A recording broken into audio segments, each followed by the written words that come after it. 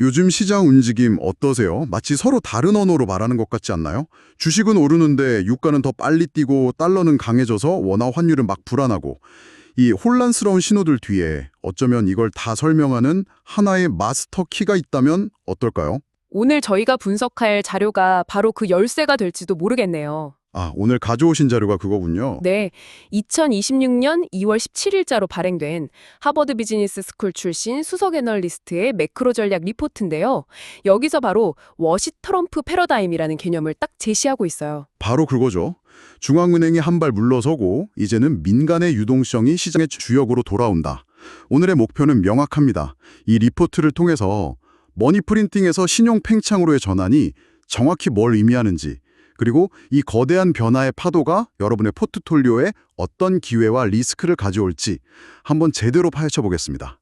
자, 리포트를 딱 펼치면 가장 먼저 보이는 표현이 있어요.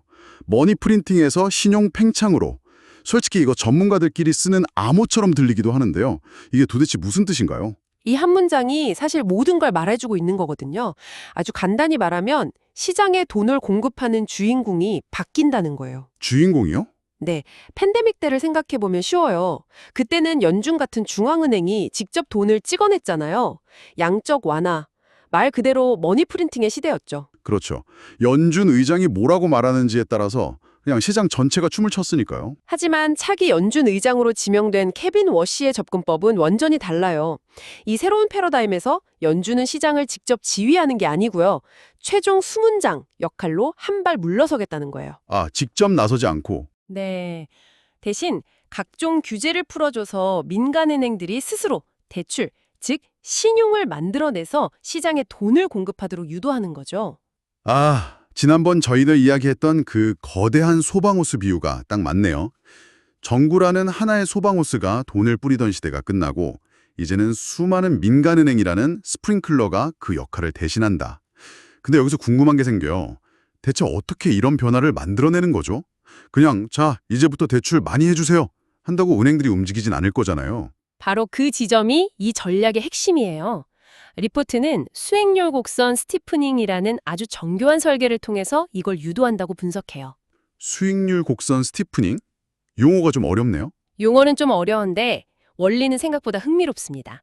단기 금리는 낮게 묶어두고요. 연준이 가진 장기 국채를 시장에 파는 양적 긴축, QT를 통해 장기 금리는 의도적으로 끌어올리는 거예요. 잠깐만요. 그럼 연준이 은행들한테 너희가 사업할 미천, 그러니까 단기 자금은 거의 공짜로 빌려줄게. 대신 그걸로 고객들한테 장기 대출을 해주면 엄청난 이자 마진을 남길 수 있게 우리가 판을 깔아줄게. 이렇게 말하는 거나 마찬가지네요. 와, 완벽한 비유예요. 은행 입장에서는 마다할 이유가 없는 아주 달콤한 제안이죠. 이건 강제적인 지시가 아니라 수익성이라는 유인을 통해 은행들의 행동을 바꾸는 훨씬 더 세련된 방식인 셈이에요. 아하. 이 전략의 궁극적인 목표는 돈이 월스트리트 금융시장에만 고여 있는 게 아니라 은행 대출이라는 파이프라인을 통해 미국 전역의 실물 경제로 흘러들어가게 만드는 거고요. 이론적으로는 정말 완벽해 보여요. 하지만 은행들이 그렇게 쉽게 대출을 늘릴까요? 팬데믹 이후로 대출 심사 기준도 엄청 깐깐해졌고 여전히 경기 침체 리스크도 남아있잖아요. 단순히 순이자 마진, NIM이 좀 개선된다고 해서 대출의 댐이 활짝 열릴 거라고 보는 건 좀 낙관적인 시각 아닐까요? 아주 날카로운 지적이세요. 리포트에서도 그 점을 분명히 언급하고 있어요. 그래서 이 전략이 성공하려면 단순히 금리 조작만으로는 부족하고 트럼프 행정부의 강력한 금융 규제 완화 정책이 반드시 병행되어야 한다고 강조하죠. 아, 두 가지가 같이 가야 하는군요. 네, 두 가지가 함께 맞물려 돌아갈 때 비로소 민간은행들이 리스크를 감수하고 대출을 늘릴 강력한 동기를 갖게 된다는 분석입니다. 알겠습니다. 큰 그림이 이제 좀 명확해지는 것 같아요. 그럼 이 새로운 패러다임이라는 렌즈를 끼고 아까 우리가 봤던 그 혼란스러운 시장 상황을 다시 한번 들여다보죠. 2026년 2월 17일 미니 S&P 500은 0.24% 올랐고 WTI 원유는 1.35%나 급등했어요. 반면 금은 하락했고 원달러 환율은 1,441.42원. 이 숫자들을 어떻게 해석해야 할까요? 이 숫자들 하나하나가 새로운 패러다임의 단서를 주고 있어요. 먼저 주식, S&P 500부터 보죠. 6,867포인트. 누가 봐도 고점 부담이 있는 수준인데도 올랐어요. 이건 시장이 중앙은행의 머니 프린팅이 끝나도 민간은행을 통한 새로운 방식의 유동성 공급이 이어질 거라는 기대감, 이걸 가격에 반영하고 있다는 뜻이에요. 하지만 마냥 좋아할 수만은 없는 상황일 것 같은데요. 맞아요. 리스크가 공존하죠. 케빈 워시는 본질적으로 매파, 그러니까 물가를 잡는 걸 최우선으로 생각하는 인물이거든요. 만약 인플레이션이 다시 고개를 들면 그는 시장이 아무리 원해도 금리 인하를 주저할 거고, 이건 잔뜩 달아오른 시장에 찬물을 끼얹을 시했죠. 그렇죠. 그래서 리포트는 섹터별 차별화가 극심해질 거라고 봐요. 금융규제 완화에 직접적인 수혜를 입을 대형 은행주, 그리고 실물 경제 활성화의 덕을 볼 에너지 섹터는 유망하게 보는 반면에 장기금리 상승에 취약한 고성장 기술주에게는 아주 혹독한 시간이 될 거라고 경고하고 있어요. 알겠습니다. 주식시장은 기대 반 우려 반이군요. 그런데 방금 S&P 500 수혜주로 에너지 섹터를 짚어주셨는데 WTI 유가 상승률이 1.35%로 꽤 높아요. 배럴당 63.74달러. 이게 단순히 에너지 섹터에겐 호재다, 이렇게 간단하게 볼 문제는 아닐 것 같은데요. 네, 바로 그 지점이 이 패러다임의 가장 큰 딜레마자 아킬레스건이에요. 유가 상승은 에너지 기업엔 좋지만 경제 전체엔 인플레이션의 경고등이 켜지는 거니까요. 여기서 트럼프 행정부의 목표와 워시 연준 의장의 목표가 충돌해요. 트럼프는 유권자를 위해 낮은 유가를 원하지만 워시는 물가 안정이 최우선 목표거든요. 서로 원하는 게 다르네요. 그렇죠. 그래서 이 자료의 저자들은 유가 70달러 선을 아주 중요한 변곡점으로 제시해요. 만약 유가가 이 선을 넘어 다시 치솟기 시작하면 그건 워시 의장이 더는 용납할 수 없는 레드라인을 넘는 거고, 연준의 정책 경로 자체가 긴축적으로 수정될 수 있다는 강력한 신호로 봐야 한다는 거죠. 외환 시장은 더 심각하네요. 원달러 환율이 1,441원. 리포트가 이걸 공포의 구간이라고 표현했다고요? 이건 그냥 높다 정도의 뉘앙스가 아니네요. 공포라니? 어떤 의미죠? 넘어서 한국 시장 트레이더들에게 심리적인 패닉을 유발할 수 있는 레벨이라는 거죠. 미국과 한국의 금리 차이가 역전된 상태가 오래 지속되고 여기에 강력한 달러 강세 기조까지 굳어지면 외국인 투자 자금 유출이 걷잡을 수 없이 빨라질 수 있어요.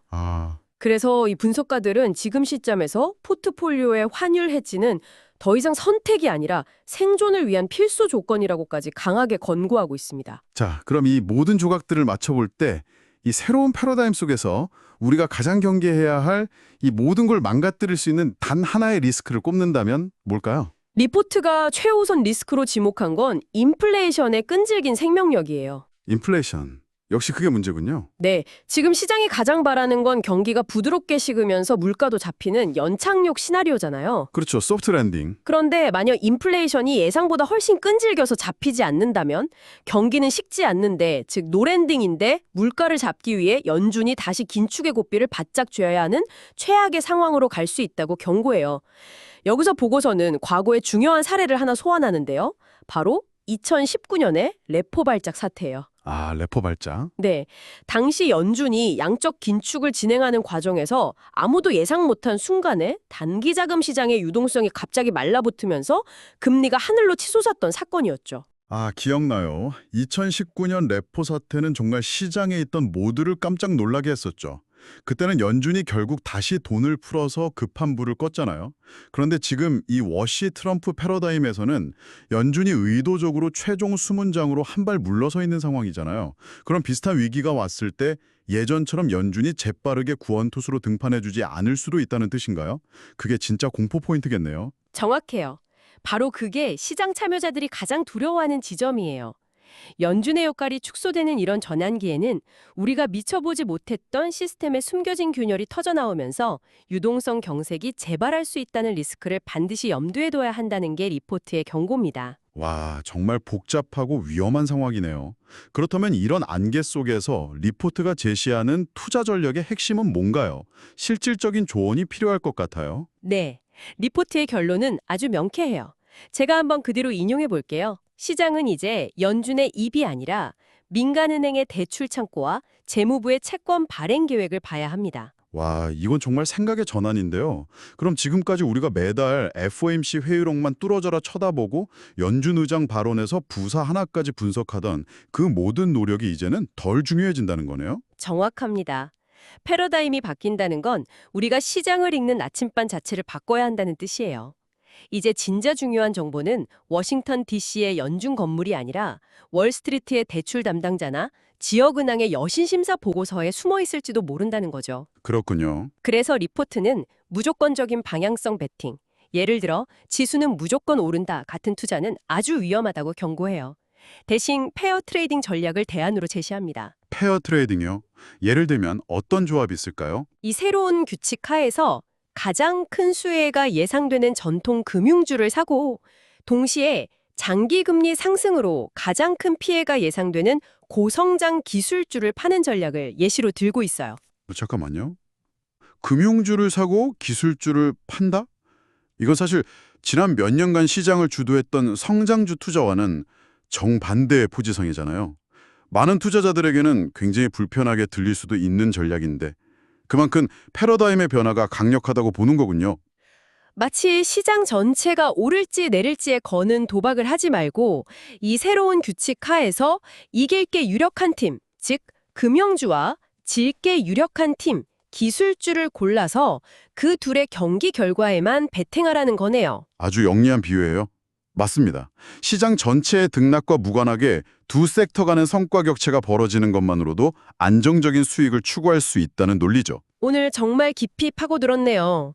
논의를 한 문장으로 요약하자면 돈의 흐름을 만들어내는 주인공이 중앙은행에서 민간은행으로 넘어가고 있다는 거대한 변화를 확인한 시간이었던 것 같아요. 네. 그리고 청취자께서 꼭 기억하셔야 할 핵심은 이거예요.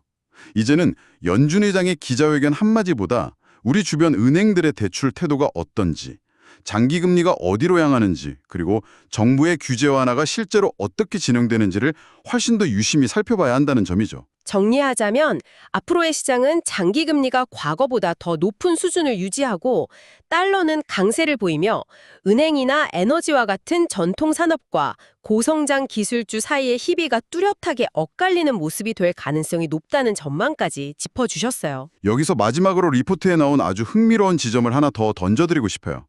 연준이 현재 보유한 막대한 양의 주택자동 증권, MBS를 주택금융청 같은 정부기관으로 이관시킬 수도 있다는 가능성을 언급해요. 아, 그건 또 무슨 의미죠? 이건 중앙은행의 자산이 사실상 정부의 재정 영역으로 넘어가는 굉장히 의미심장한 움직임이거든요. 그렇군요.